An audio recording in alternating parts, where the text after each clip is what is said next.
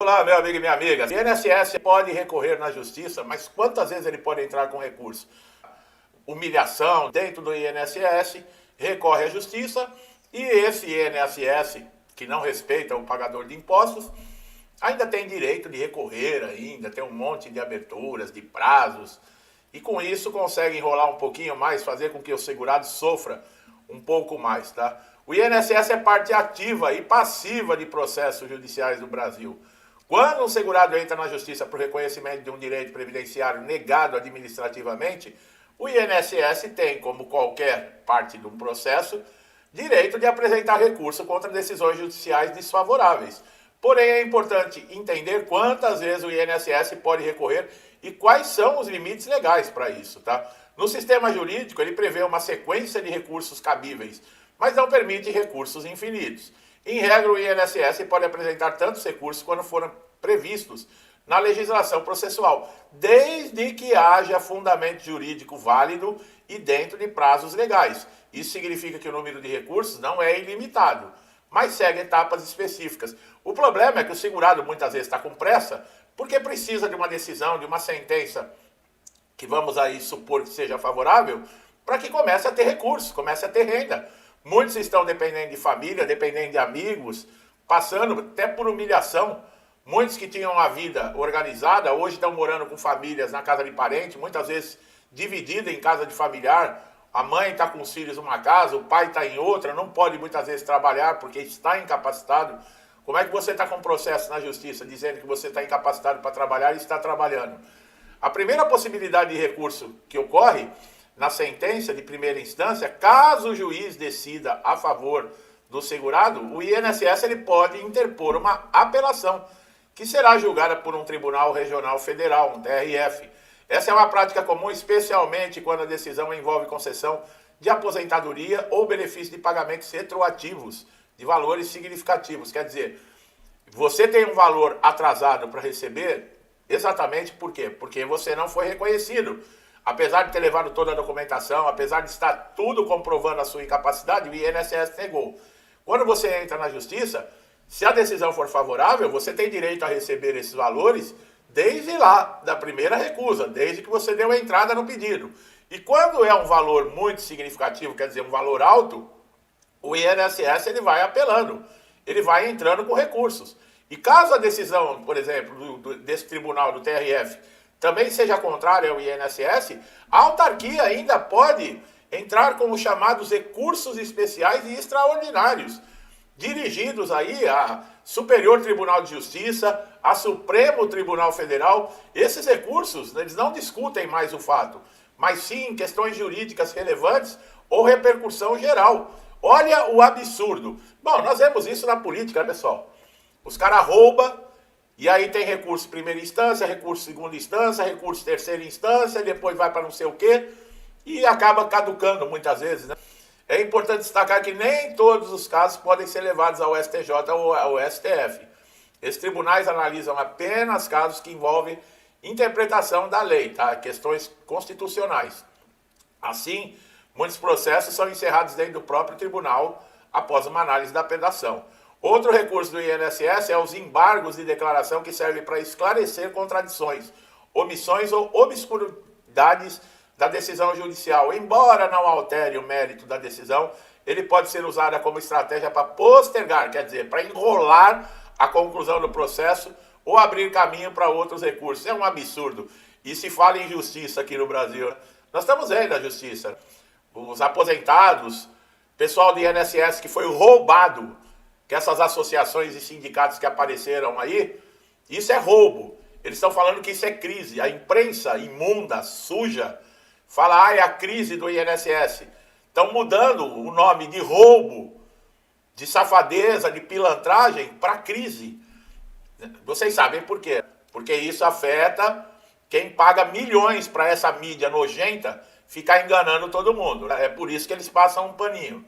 Agora, vai lá no banco, faz um assalto e vê se eles vão falar que é crise. Lá no banco eles falam, não, foi roubo, ou a banco. Agora o aposentado, o pensionista, o beneficiário do INSS, ele é roubado, aí eles chamam de crise. Existe também a possibilidade do INSS apresentar um recurso adesivo. Isso ocorre quando o segurado recorre e o INSS também deseja modificar a decisão, acompanhando o recurso principal. Olha, pessoal, nós vivemos num país que eu vou te contar uma coisa, viu? Eu, quando vejo pessoas lá de fora, é claro que em todo país do mundo tem problemas, mas as pessoas reclamando, às vezes, do que acontece no país deles, aí eu falo, meu Deus do céu, se essas pessoas vivessem aqui no Brasil, até países que vivem em guerra, é mais tranquilo do que aqui. Ah, lá tem homem-bomba, tem não sei o quê. Aqui são mais de 60 mil mortes. Olha aí, por homicídio, por roubo de celular. Isso não é guerra?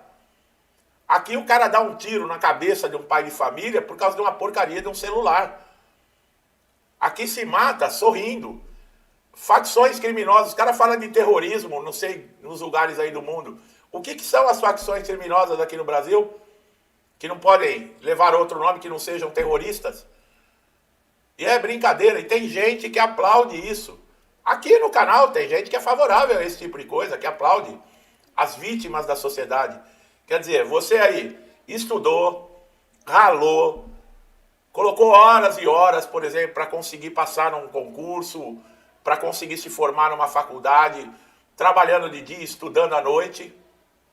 Hoje você ganha um saláriozinho razoável, tem a sua profissão, tem o seu carro, tem a sua casa. Você é considerado aproveitador de pobre. Só que o pobre é aquele que, enquanto você estava estudando, ele estava rebolando a bunda por aí nos bailes, ele não estava nem aí, era o descoladão, era o que não queria saber de estudar, é o que nunca se esforçou para nada. Nós não estamos generalizando, tá? Aí esses vão viver de Bolsa Família pro resto da vida e ficam revoltados com você, que se esforçou tanto, que se dedicou aí, por exemplo, arrumou um emprego, ficou 30 anos numa empresa, trabalhando, se dedicando, hoje é aposentado, você é considerado usurpador da Previdência. Esse é o Brasil que a gente vive. Tem muita gente que não tem coragem de falar, mas eu falo. É importante lembrar que o INSS ele não entra com recurso apenas pela vontade. Os seus procuradores eles são obrigados a seguir diretrizes, tá, da Advocacia Geral da União, que pode determinar uma interposição de recurso em determinadas matérias e suspender contestações em outras. Olha aí. Pessoal, é o que eu falo, é uma piada, tá? É possível que o INSS também recua em várias etapas do processo, cada recurso depende. Muitas vezes o INSS sabe que a causa é perdida, que eles vão ter que pagar, vão ter que implantar o benefício, mas só por maldade. E o pior de tudo, quem paga os advogados do INSS somos nós. Você que está lá batalhando na justiça para comprovar que você foi injustiçado, que os seus direitos não foram reconhecidos, é você que paga esses advogados para irem lá falar que você é mentiroso. Você sabia disso? Quando é que o povo brasileiro vai entender que o governo não faz dinheiro? Quando que o povo brasileiro vai entender que o governo não gera emprego? Que o governo brasileiro não gira a economia? São empresas, são trabalhadores que fazem isso. Quem dá emprego não é o governo, quem dá emprego é um patrão. Entendeu? Quando é que vai entender isso? Quando muita gente que não tem, sabe, discernimento vai entender que quando um político rouba, ele não está roubando o dinheiro que é lá do país, ele está roubando o dinheiro, seu otário, que você pagou para comprar um alimento, que você pagou para pôr uma gasolina. Entendeu? Quando você vai entender isso? E quando ele rouba esse dinheiro dos seus impostos que falta para alguma coisa, eles aumentam ainda o imposto que você tem para pagar para cobrir o buraco que eles fizeram. Será que é difícil entender? E na hora de votar o cara vai lá e põe ladrão para administrar o Brasil. Eu não consigo acreditar nisso. Bom, quando o processo transita em julgado, tá? Em trânsito em julgado, ou seja, não cabe mais recurso, o INSS é obrigado a cumprir a decisão judicial. E mesmo assim, em muitos casos, não cumpre. Isso inclui implantar o benefício, pagar valores retroativos. Caso não faça, o segurado pode acionar o juiz responsável para determinar o cumprimento da pena através de multa ou bloqueio de verbas. Tá? Então, quantas vezes o INSS pode entrar com recurso? Ele tem diversas vezes, mas só que tem limite. Tá? O que é ilimitado é a paciência que o segurado tem que ter para não meter o pé em tudo e acabar com essa sem vergonhice, que quando é favorável ao povo, é recurso, é isso e aquilo. Eles fazem de tudo para protelar, para atrasar, para não pautar, para não conseguir. Isso a nível de política também. Agora, quando é a favor deles, que é aumento, que é para roubar, que é para meter a mão, por que que não foi feita? Já tinha sido avisado que estava sendo roubado o pessoal do INSS através de sindicatos e associações. Por que que não fizeram nada? Porque são parte do roubo. Porque estavam levando dinheiro também. Agora, a cara de pau, eu não sabia de nada. É culpa do ciclano, é culpa do fulano. Como sempre, o chefão lá nunca sabe de nada, né?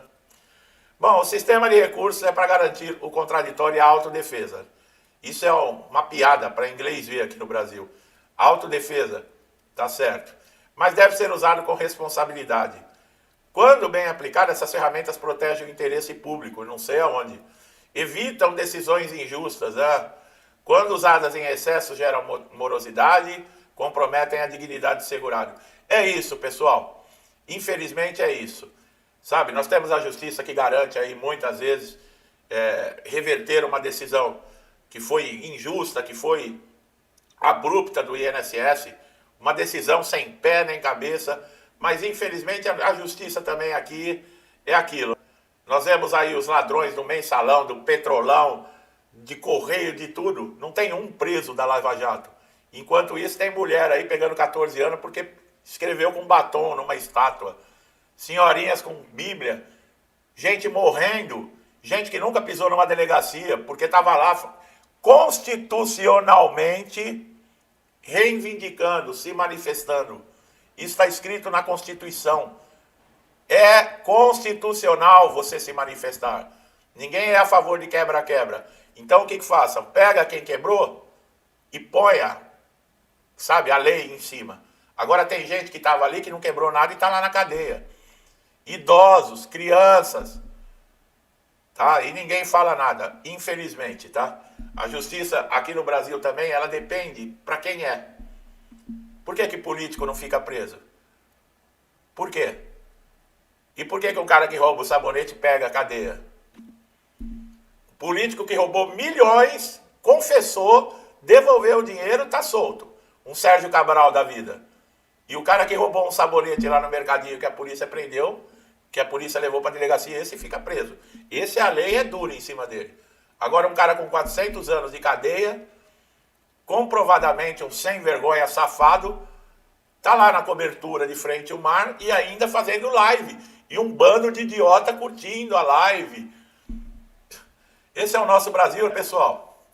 Bom, se você gostou do meu trabalho aqui, não deixe de se inscrever no canal, ativar o sininho de notificação para você ser sempre beneficiado com os nossos novos conteúdos, tá? Meu amigo e minha amiga, que sempre me incentiva a estar aqui todos os dias, meu muito obrigado, que Deus abençoe a casa, a vida, a família de vocês, com muita paz, saúde, prosperidade, alegria, harmonia, tudo de bom, tá, pessoal? Tudo que eu desejo para mim e para minha família, eu lhes desejo em dobro. Deixo um forte abraço e até os próximos vídeos.